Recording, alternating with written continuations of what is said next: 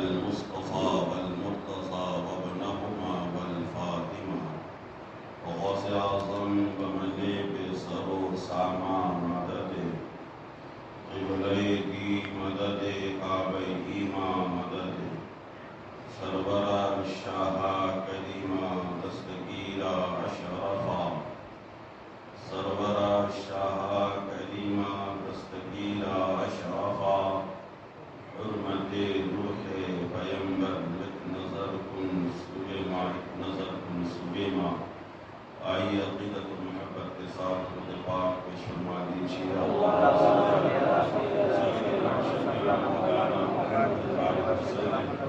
صلاۃ و سلام علیک یا رسول اللہ صلی اللہ علیہ وسلم حصول برکت کے لیے قرار رکھیں اللہم صلی علی سیدنا مولانا محمد وسلم صلاۃ و سلام علیک یا رسول اللہ صلی اللہ علیہ وسلم نبی و آل نبی کی بات صلی اللہ علیہ وآلہ صلی اللہ تعالی علیہ وسلم صلاۃ و سلام علیک یا رسول اللہ صلی اللہ تعالی علیہ وسلم.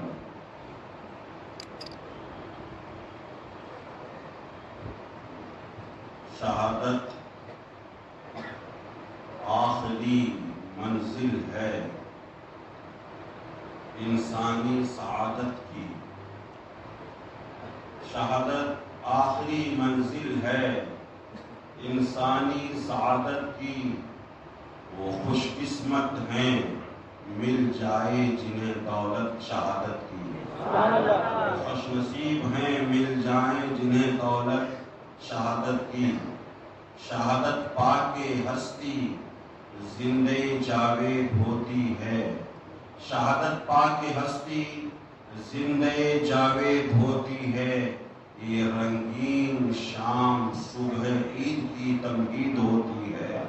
یہ رنگین شام صبح عید کی تمہید ہوتی ہے. محبت کے ساتھ درود اللہم صلی علی سیدنا مولانا محمد وسلم صلاۃ و سلام علیک یا رسول اللہ صلی اللہ علیہ وسلم. حضرات، ایک مسلمان کے لیے سب سے زیادہ جو ضروری اور اہم چیز ہے وہ ہے تحفظ ناموس رسالت. رسول پاک صلی اللہ تعالی علیہ وسلم کی شان کے خلاف اگر کوئی اپنی زبان درازی کرنے کی کوشش کرے تو اپنی ہر قسم کی طاقت سے اس کی زبان کو مقفل کرنے کی حتی الامکان کوشش کرے. حضرات، سن 1934 میں جب ہندوستان کا بٹوارہ بھی نہیں ہوا تھا اور غیر منقسم ہندوستان تھا، تو شہر کراچی کے اندر کسی بدبخت ظالم و جابر انسان نے نبی کونین صلی اللہ تعالی علیہ وسلم کی شان ستودہ صفات میں گستاخی کرنے کی کوشش کی اور اس نے گستاخی کی. حضرات، تو اس مجرم کو دنیاوی عدالت کے سامنے پیش کیا گیا. دنیاوی جج اس کے فیصلہ کرنے والے تھے. اسی شہر کراچی کے اندر ایک اجنبی آدمی تھا، بڑا غریب اور مفلس انسان تھا. دنیا اسے جانتی نہیں تھی، دنیا اسے پہچانتی نہیں تھی، کوئی اس سے متعارف نہیں تھا. بس اس کا ایک ہی کام تھا، وہ ہے گھوڑا گاڑی چلانا. وہی گھوڑا گاڑی چلا کر وہ اپنی روزی کمایا کرتا تھا. اسی کے ذریعے سے خود بھی کھاتا اور اپنے بال بچوں کی پرورش بھی کرتا. لیکن حضرات، عشق مصطفیٰ کی شمع جلنے کے لیے کوئی ضروری نہیں ہے کہ عاشق مصطفیٰ کا عالم ہونا ہی ضروری ہے کہ جو عالم ہوگا وہی عاشق مصطفیٰ ہوگا، یا جو پیر ہوگا وہی عاشق مصطفیٰ ہوگا، یا جو خطیب و ادیب و نقیب و طبیب ہوگا وہی عاشق مصطفیٰ ہوگا. نہیں، عشق مصطفیٰ کی چنگاری جس کے اندر بھی موجود ہو وہ چنگاری شعلہ بن جایا کرتی ہے۔ حضرات وہ آدمی غریب ضرور تھا، ان پڑھ ضرور تھا، جاہل ضرور تھا، اسے جب خبر ہوئی وہ فوراً عدالت میں حاضر ہوا، اور حاضر ہونے کے بعد اس نے مشاہدہ کیا کہ پوری عدالت کا کمرہ لوگوں سے بھرا ہوا ہے، ہر کوئی وہاں پر آج اس لیے موجود ہیں، دیکھتے ہیں کہ گستاخ رسول کے لیے عدالت کی طرف سے فیصلہ کیا آتا ہے۔ یہ بندے مومن عاشق رسول جن کے سینے میں عشق مصطفیٰ کی چنگاری نے شعلے کا روپ اختیار کر لیا تھا اور چنگاری شعلہ بن چکا تھا، میرے محترم بزرگ و دوستو، اس نے فوراً معلوم کرنے کی کوشش کی اس میں مجرم کون ہے۔ بتایا گا یہ انسان مجرم ہے، یہی گستاخ رسول ہے۔ پھر کیا تھا، اس نے اپنی چھپی ہوئی چھری نکالی اور اس کے اوپر وار کیا اور اسی وقت اسے واصل جہنم کر دیا بغیر کسی مزاحمت کے۔ اس نے اپنے آپ کو قانون کے حوالے کر دیا، پولیس والوں کے حوالے کر دیا، پھر عشق مصطفیٰ میں ان کے ہاتھوں میں ہتکڑیاں ڈال دی گئی۔ میں ہزارہا سلام پیش کرتا ہوں ان ہتکڑیوں کو جو ہتکڑیاں ہمارے ہاتھوں میں عشق مصطفیٰ میں لگا دی جائے، ہزاروں سلام پیش کرتا ہوں ان بیڑیوں کو جو بیڑیاں عشق مصطفیٰ اور محبت نبی میں ہمارے پیروں میں ڈال دی جائے۔ میں ہزارہا سلام پیش کرتا ہوں جیل کی اس تاریخ کوٹری کو جس کوٹری میں صرف اور صرف عشق مصطفیٰ کی بنیاد پر ہمیں جیل کی کالی کوٹری میں ڈال دیا جائے اور ہم جیل کی صعوبتیں اور دشواریاں گزارتے رہے، انہیں جھیلتے رہے۔ اس نے کہا ہمیں کسی قسم کی مزاحمت نہیں کرنی ہے، پھر اسے جیل میں ڈال دیا گیا۔ اب بڑے بڑے وکلا، بڑے بڑے پڑھے لکھے لوگ، بڑے بڑے بیرسٹر، بڑے بڑے دانشور ایڈوکیٹ اس کی پیروی کے لیے کوشش کرنے لگے اور سبھی لوگوں نے کہا آپ اپنا بیان ذرا سا بدل دیجئے، اگر آپ اپنا بیان ذرا سا بدل دیجئے گا ہم آپ کی جان بچا لیں گے، آپ کو جیل سے ضمانت پر رہا کروا لیں گے، آپ کی جان بچ جائے گی۔ لیکن وہ مرد حق، وہ مرد شیر، وہ عاشق رسول جواب دیتا ہے میں اپنا بیان بدل کر اپنی آخرت کو خراب نہیں کرنا چاہتا، اور کان کھول کر سن لو یہ شہادت میں نے جان بوجھ کر خریدی ہے، اس شہادت کی منزل کو میں چھوڑ نہیں سکتا۔ آخر فیصلہ آیا اس عاشق مصطفیٰ کو سزائے موت دے دی جائے گی اور اسے موت کے گھاٹ اتار دیا جائے گا۔ حضرات آج پورے شہر کراچی کے اندر جتنے بھی مشتاقان مصطفیٰ تھے، خواہ وہ مرد ہو یا عورت ہو، جوان ہو یا بوڑھے ہو، ہر ایک کی آنکھیں اشکبار تھی، ہر ایک رو رہا تھا۔ اے ویسے کرنی میں نماز پڑھنے والوں، سنی ہوئی مسلمانوں، میں آپ سے پوچھنا چاہتا ہوں شہر کراچی کے اندر انہیں کوئی جانتا نہیں تھا، کوئی پہچانتا نہیں تھا، کوئی ان کا رشتہ دار نہیں تھا، کوئی بڑا مالدار تاجر انسان بھی نہیں تھا، لیکن آج پورا شہر ان کے غم میں کیوں آنسو بہا رہا ہے؟ تو کہنا پڑے گا ایک رشتہ تھا، وہ رشتہ تھا عشق مصطفیٰ کا رشتہ، وہ رشتہ تھا محبت نبی کا رشتہ، وہ رشتہ تھا لا الہ الا اللہ محمد رسول اللہ کا رشتہ۔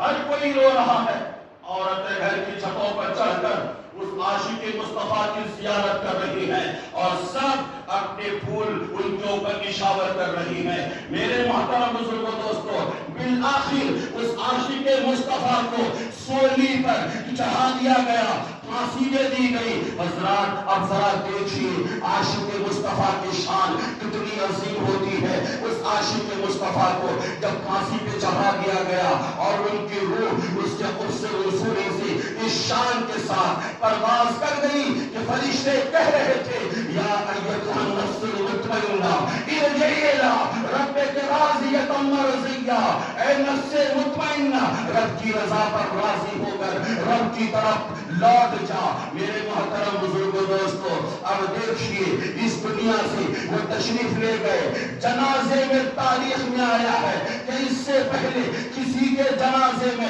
اتنے لوگ حاضر نہیں ہوئے تھے۔ تقریباً 25 لاکھ سے زیادہ لوگ اس اجنبی غیر متعارف شخصیت کے جنازے میں حاضر ہوئے تھے۔ یہ ہے عشق مصطفیٰ کی چنگاری، یہ ہے عشق مصطفیٰ کا شعلہ، یہ ہے عشق مصطفیٰ کی خوبی۔ مسلمانوں، میں آپ سے آج یہ کہنا چاہتا ہوں کہ آج عشق مصطفیٰ کی شمع بڑی مدھم پڑ چکی ہے، عشق مصطفیٰ کی روشنی ہمارے اندر کم ہوتی جا رہی ہے۔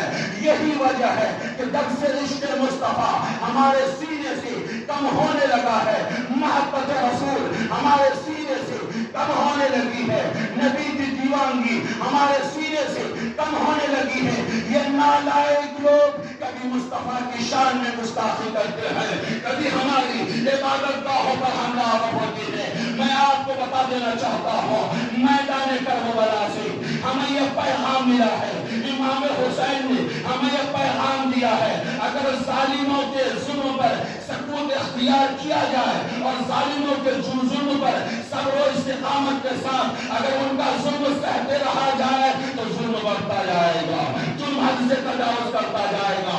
اس لیے اس پرفتن دور میں ضرورت اس بات کی ہے کہ ہمارا جینا بھی خدا کے لیے ہے، ہمارا رہنا بھی خدا کے لیے ہے، اور اس دنیا سے ہمارا جانا بھی خدا ہی کے لیے ہو۔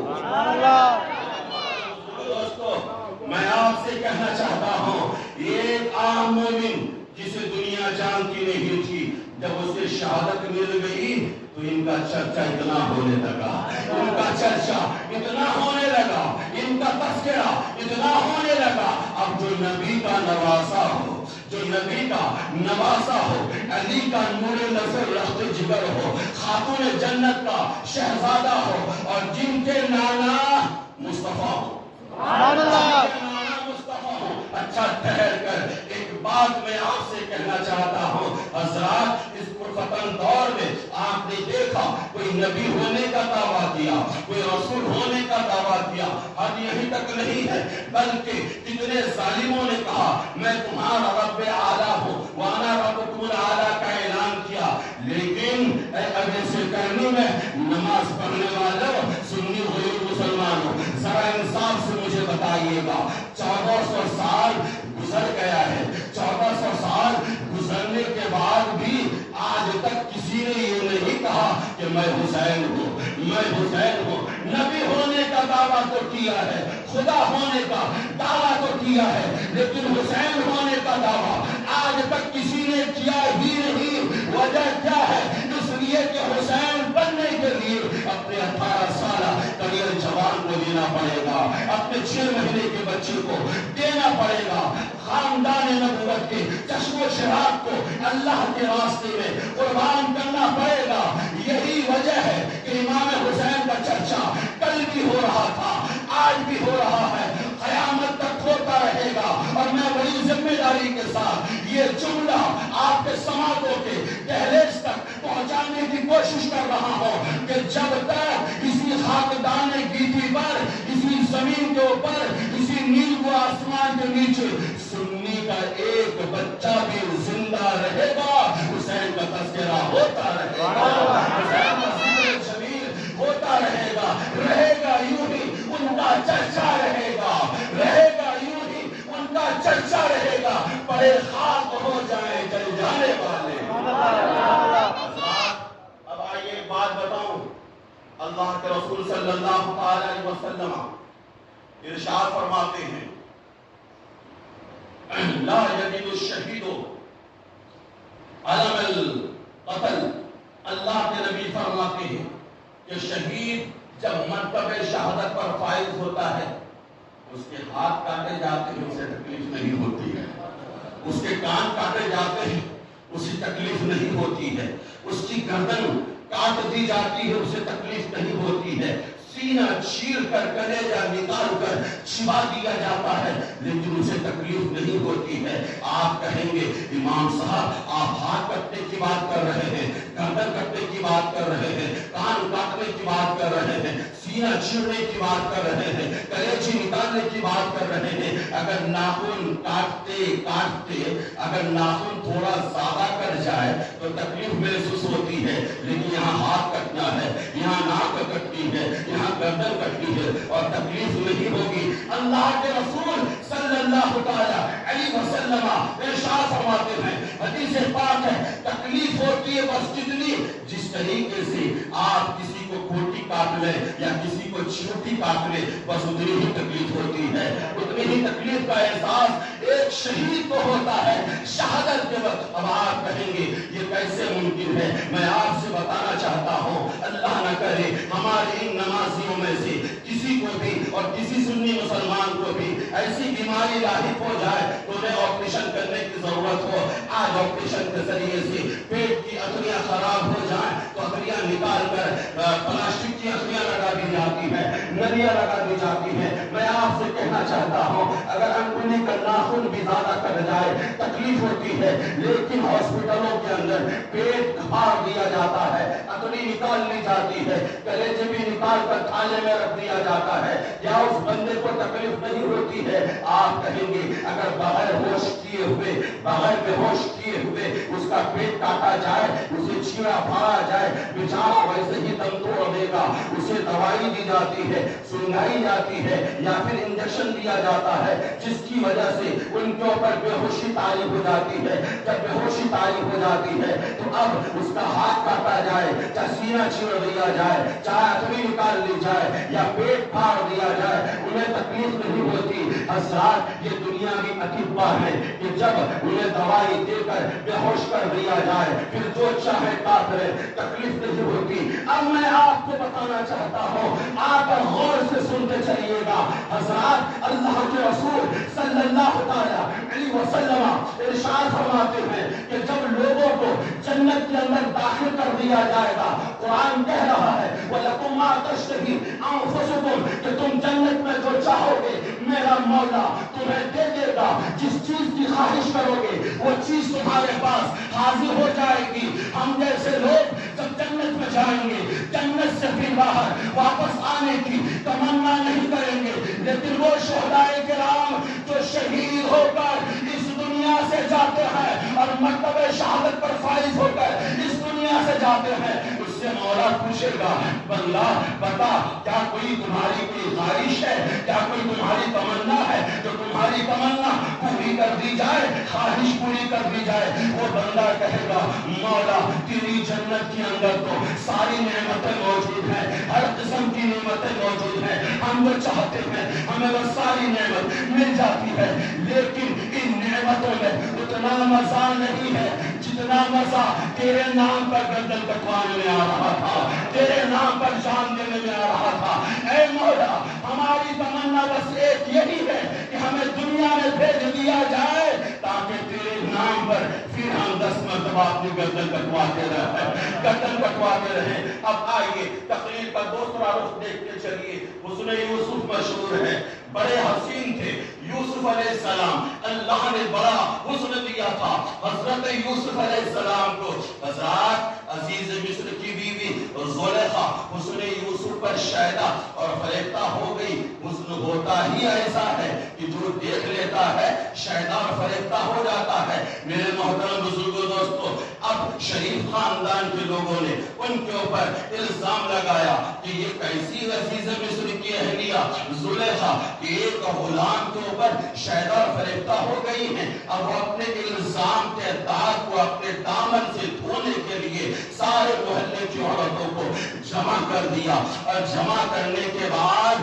انہوں نے ان کے ہاتھوں میں ایک ایک چاقو دے دیا، ایک ایک لیمو دے دیا. میرے دوستو اس کے بعد حضرت یوسف علیہ السلام کو پردے سے باہر لایا گیا. حضرت یوسف علیہ السلام پردے سے باہر آئے، ادھر اشارہ کیا گیا کہ اب لیمو کاٹو. حضرات میں نہیں کہہ رہا ہوں، اٹھاؤ قرآن پاک کا 12واں پارہ ہے، سورہ یوسف ہے، رکو نمبر 14 ہے. اس میں اللہ تبارک و تعالیٰ نے ارشاد فرمایا ہے وَقَطَعْنَا أَيْدِيَهُنَّ وَقُلْنَا حَاشَا لِلَّهِ مَا هَٰذَا بَشَرٌ. میرے محترم بزرگوں دوستو، جب اشارہ ہوا لیمو کاٹنے کے وجہ بعد تو قرآن इमाम ने कहा कि सबने लेमू काटने के बजाय अपनी अपनी अंगुलियां काट डाली हैं, अंगुलियां कट गई हैं। किसी को भी अंगुलियों के कटने का एहसास न हुआ, एहसास से जख्म न हुआ, ऐसे करनी है। मेरे नमाज पढ़ने वाले प्यारे नमाजियों, आप बताओ, ये तो यूसुफ अलैहिस्सलाम का हुस्न है जो जुज है, कुल नहीं। जब जुज का ये आलम है तो उसने मुस्तफा कुल है, कुल का आलम क्या होगा, कुल का आलम क्या होगा। हज़रत आला हज़रत ने उसी की तर्जमानी करते हुए फरमाया, उसने यूसुफ पे कटी मिस्र में अंगुष्टे ज़िनान। जरा गौर कीजिएगा, आला हज़रत का शेर समझना मुल्लाओं की बस की बात नहीं है। मेरे आला हज़रत को कहने से पहले तुम अपने सर के बाल से लेकर पैर के नाखून तक अपने वजूद को देख लेना। अबे तो आला हज़रत के फतवे रज़विया को पढ़ने की बात मत कर। अल्लाह की कसम, तू मेरे आला हज़रत के हदायत के बख्शिश को पढ़कर दिखा दे, पढ़कर दिखा दे और समझा कर दिखा दे। इन मौलवियों के बस की बात नहीं है आला हज़रत के हदायत के बख्शिश को पढ़ना। जरा आला हज़रत का शेर देखिए, तेरे नाम पर उसने यूसुफ पे कटी। एक है कटी, एक है काटना, दोनों में बड़ा फर्क है। मैं अगर ये हाथ काटना चाहूं तो काटने से पहले मेरे दिल में यह बात पैदा होगी, खून बहेगा, हड्डी कटेगी, नस कटेगी, बड़ी तकलीफ होगी। अल्लाह न करे अचानक कट गई, अचानक कट गई। ये सारे एहसासात हमारे दिल के अंदर पैदा नहीं होंगे, अचानक कट गई। हजरत यूसुफ अलैहिस्सलाम के हुस्न को देखने के बाद औरतों ने अपने हाथ को काटा नहीं, अंगुलियां काटे नहीं, बल्कि कट गई, कट गई हजरात। और देखिए यहाँ पर औरतों की अंगुलियां कटी हैं। ये यूसुफ का हुस्न है, लेकिन मुस्तफा का हुस्न तेरे नाम पर गर्दन कटाते हैं। कटती नहीं है, कटाते हैं, कटती नहीं है, कटाते हैं। कौन? औरतें नहीं, मर्दाने अरब, अरब के बहादुर लोग कटाते हैं, अरब के बहादुर लोग कटाते हैं। मेरे दोस्तों, एक वजह ये भी है कि जब बंदे मोमिन मर्तबे शहादत पर फाइज होता है तो रुखे मुस्तफा की ज़ियारत होती है, जमाले जमारा का दीदार होता है।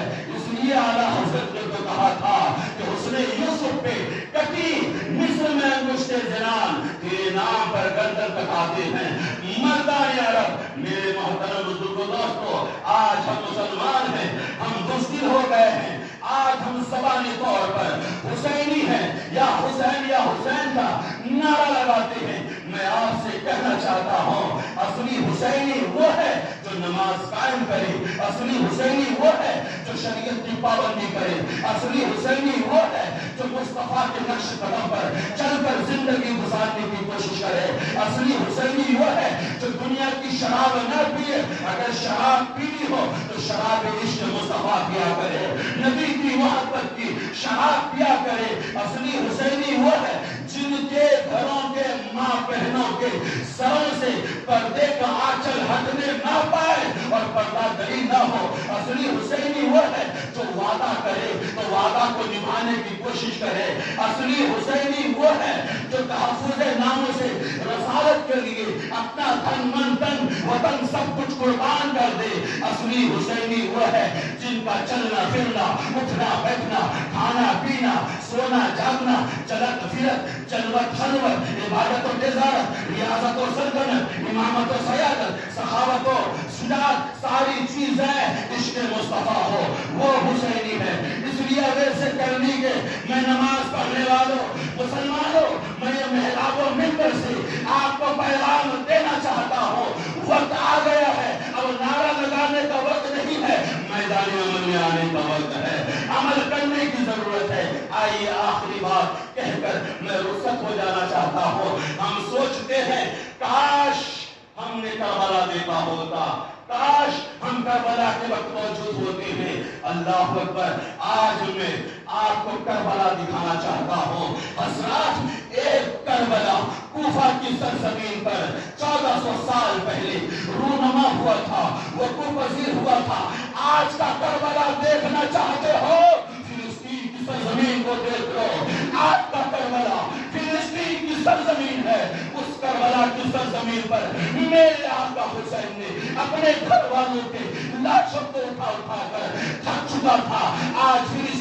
सरजमीन पर एक बाप अपने बच्चे की मैयत को उठा कर लाता है, तब तक दूसरा बच्चा भी अपनी जान दे देता है। लाखों हुसैनी अपनी जान देकर फिलिस्तीन के अर्ज़ मुक़द्दस को बचाने की कोशिश कर रहे हैं और मस्जिद अक्सा को बचाने की कोशिश कर रहे हैं। ऐ मुसलमानों, इसलिए हमारे लिए जरूरी है कि हम ऐसे करबला का ताउन करने की कोशिश करें, सपोर्ट करने की कोशिश करें। हाय अल्लाह, हमारे पास इतनी ताकत नहीं कि फिलिस्तीन के करबला में पहुंचे। करबला में भी पानी बंद कर दिया गया था, दाना बंद कर दिया गया था।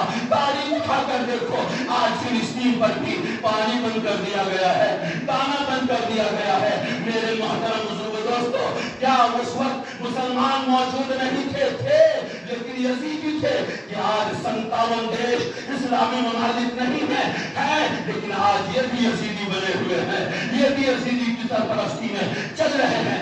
आखिरी बार फिर मैं आपसे कहना चाहता हूँ, ये जुल्म और बर्बरियत का जो रोज बाजार गर्म हो रहा है, इस बाजार को थमाने के लिए आपके लिए जरूरी है कि आप अपने सीने के अंदर इश्क़ मुस्तफा की चिंगारी पैदा कीजिए और वो चिंगारी शोला बन जाए और आप दुनिया को ये बता सके हम नबी के दीवाने हैं, हम नबी के सच्चे आशिक हैं और मुस्तफा की तरफ से आपको ये पैगाम मिल सके कि मोहम्मद से वफा तूने तो हम तेरे हैं, कि मोहम्मद से वफा तूने तो हम तेरे हैं।